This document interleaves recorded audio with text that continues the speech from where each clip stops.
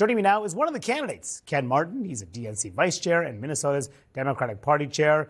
Mr. Martin, thank you so much for joining me. Really appreciate it. Thanks for having me, Manu. Absolutely. So you've been talking about the need for a rebranding effort in the Democratic Party. So what is alarming you right now about the Democratic brand?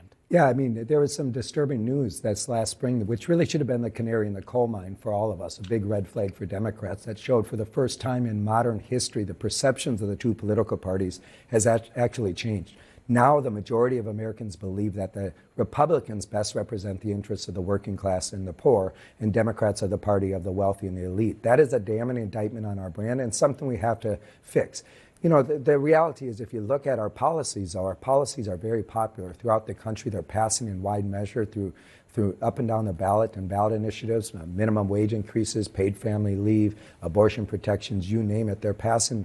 Those same people are moving down ballot and voting for Trump and the Republicans. So clearly we have a branding issue, we have a messaging issue that we have to fix. And one of the things is the perceptions among some of your people in your coalition and how they're viewing Trump, some of them much more positively. Even right now, this is a recent CNN SSRS poll coming out about how they view the expectation about whether Trump can change the U.S. for the better. Women, now 46%. That was much different back in 2016. People of color view Trump more positively about how he may handle things going forward, and even younger voters. And that was consistent. We saw these demographic trends throughout the election. So how do you change the Democratic, what would you, I guess, within your coalition to change the perceptions of Trump within your coalition? Well, first, I mean, it's important to note that we know that those things happen in the election as well, which is we lost ground with women. We lost ground with younger voters. We lost ground with black men and Hispanic men. The reality is we have to figure out the how and why.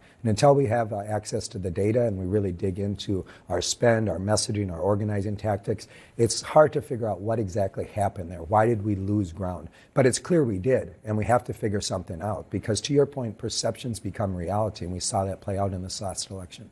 But if you could just look at it, I know we have to look at the data to get all the full analysis. What is the biggest reason, do you think, for the Democratic brand being so bad right now? Well, it goes back to what I just said. I mean, clearly people don't perceive the Democratic Party as their champion anymore, as someone that's, a party that's fighting for them, that's putting an agenda forward that's going to center the struggles of everyday Americans who are just trying to get ahead, right? The reality is a big part of our coalition has been working people. And as I've said, we need to center a working agenda that connects all parts of this broad coalition, right? What connects a farmer in southern Minnesota and an iron miner on the Iron Range in northern Minnesota and someone who lives in the Twin Cities is they all have a job, they're all working hard, but they're not getting ahead and they're struggling to get by right now. One of the things, in addition to messaging and strategy, could be about things like the presidential primary calendar that you would have a say in. How do you feel about keeping South Carolina as the first primary state? Well, what I would say is it's an important conversation. We both have to honor the traditions, of course, and the diversity of our party while also making sure that we have a rigorous, fair, and efficient process where no one's putting their thumb on the scale. The process is open and transparent. Are you open to changing it? Well, what I would say, it's not up to me to change it. It's up to our Rules and Bylaws Committee and the DNC committee members themselves. I think a fulsome conversation has to happen. But what's really important is that whatever we decide, it battle tests our nominee and puts him in a position to win. The role of a political party is singular. It's to win elections, and our calendar has to reflect that.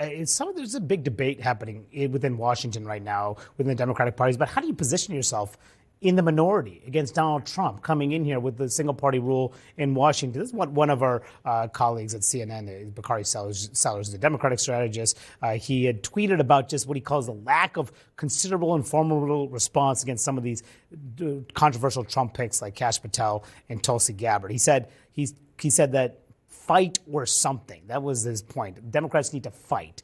Do you think that the Democrats need to be more vocal in their opposition to Trump's picks like Kash Patel or Pete Hegseth? I think we do need to fight, but it's not an either or. I think we do need to resist. We need to stand up and push back against some of the excesses and extremes that we're already seeing, particularly with these cabinet picks. I mean, there is real danger that will be done to these agencies and, frankly, to this country with some of the picks that have been nominated at this point. So I think it's important for Democrats to roll up their sleeves and get in this fight. But we can't spend our whole time in that space of just resisting, because what are we doing if we're just talking about Donald Trump?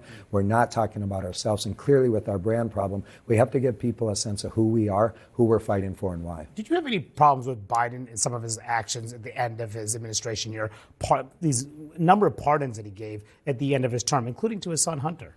Well, let me just say, I think it's the height of hypocrisy for the Republicans to hammer at Joe Biden for pardoning his son after they pardoned, two of his henchmen after, 2020 in Manafort and, of course, Steve Bannon, as well as his son-in-law's father. The reality is for me, it's a height of hypocrisy. What I would say is that we need reform in our presidential pardon system. No president, regardless of party, should be actually using the pardon system for personal favor. And very quickly, we have new reporting about Kamala Harris debating her next political step. Do you think it's time for the party to have new candidates in 2028, or should she consider running?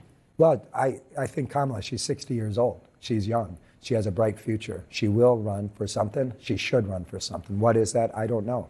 But we have... President? Would you want her to run for president again? I love Kamala Harris. Whatever she decides to do, it's not up to me, of course. It's up to her. And, of course, our party will have a lot of candidates to choose from for 2028. Yeah. We have a deep and great bench, and I'm convinced we'll win the presidency in 2028 with one of those candidates. All right, Ken Martin, thank you so much for joining me. Appreciate you giving me your thoughts on all these issues. Appreciate it. All right, coming up, Trump's